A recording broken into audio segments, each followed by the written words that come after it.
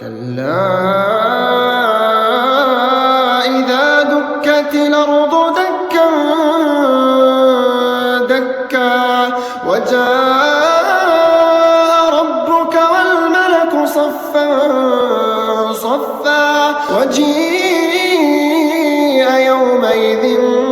بجهنم يومئذ يتذكر الإنسان وأنى له الذكرى يقول يا ليتني قدمت لحياتي فيومئذ لا يعذب عذابه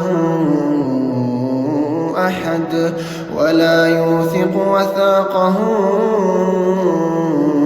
أحد يا أيتها النفس المطمئنة ارجعي إلى ربك راضية مرضية فادخلي في عبادي وادخلي جنتي.